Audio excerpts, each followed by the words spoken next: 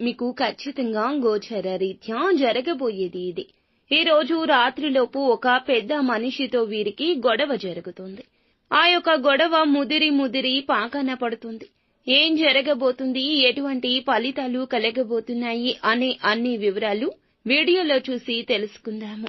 Video మీకు నచ్చితే తప్పకుండా ఒక చిన్న లైక్ అయితే చేసి మమ్మల్ని సపోర్ట్ చేయండి. ఇక ఆలస్యం లేకుండా వీడియోలోకి వచ్చేద్దాము. పోలేరమ్మ తల్లి జ్యోతిషాలయం. మీరు ఎక్కడెక్కడో జ్యోతిష్యం చెప్పించుకొని నిరాశ చెంది ఉన్నారా? అయితే ఒక్కసారి గురువు గారికి ఫోన్ కాల్ చేయండి. దూర ప్రాంతాల్లో ఉన్న వారికి ఒకే ఒక్క ఫోన్ ద్వారా వెంటనే పరిష్కారం చెప్పబడును.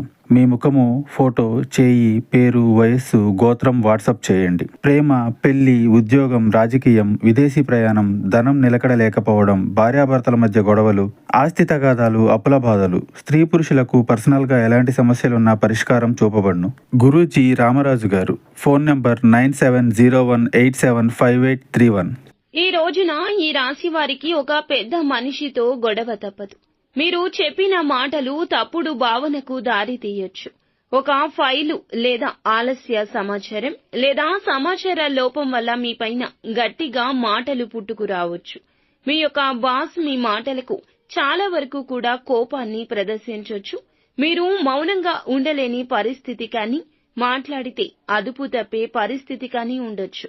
ఇక హఠాత్తుగా ఇంట్లో పెద్దవారితో అభిప్రాయ భేదాలు రావచ్చు. పాత విషయాన్ని తీసుకొచ్చి ఒక పెద్ద మనిషి మీ మీద అసంతృప్తి రగల్చొచ్చు. మౌనంగా మీరు ఉంటే అలసత్వం చూపినట్లవుతుంది.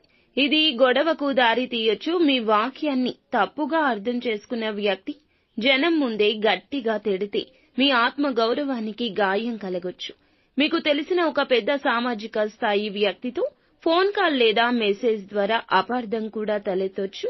ఇక శత్రుగ్రహంగా ఉన్నటువంటి కుజుడు మిష్ట స్థితిలో ఉండడం వల్ల మీ మాటలపై నియంత్రణ కోల్పోతారు. మీరు అంతగా తప్పు చేయకపోయినా సరే దోషం మీకే అనిపించేలా వాతావరణం ఉంటుంది. కొంతకాలంగా సహించుకుంటూ వచ్చిన ఒక సమస్య ఈ రోజున బలంగా బహిరంగమయ్యే ఈ గ్రహ ప్రభావం మీకు చూపిస్తుంది. అలాగే ఇక పరువు నష్టము, ఇతరుల ముందు మీ మాట తక్కువ అవుతుంది. ఈ రోజు ఆర్థిక సమస్యలు మీపై అనుచితంగా నిందను మోపితే ఉద్యోగ భద్రత, ఆదాయ మార్గం భద్రతకు ముప్పు కలగవచ్చు. సంబంధాలు విరోధం కావచ్చు. పెద్దవారి మనసు విరగడం వల్ల కుటుంబ శాంతిని కోల్పోవచ్చు. ఈ రోజు ఖచ్చితంగా తప్పులో ఉండకపోయినా సరే ఎదుటి వారికి తప్పుగానే కనిపిస్తుంది. మాట్లాడొద్దు. సమాధానం చెప్పే ముందు ఖచ్చితంగా ఆలోచించి చెప్పండి. 10 క్షణాలు ఆగండి.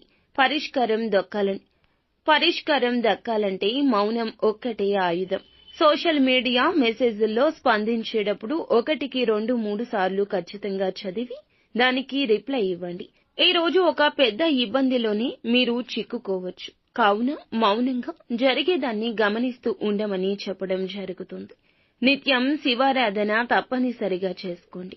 ఓం అంగారకాయ నమః అనే మంత్రాన్ని 27 సార్లు జపించండి.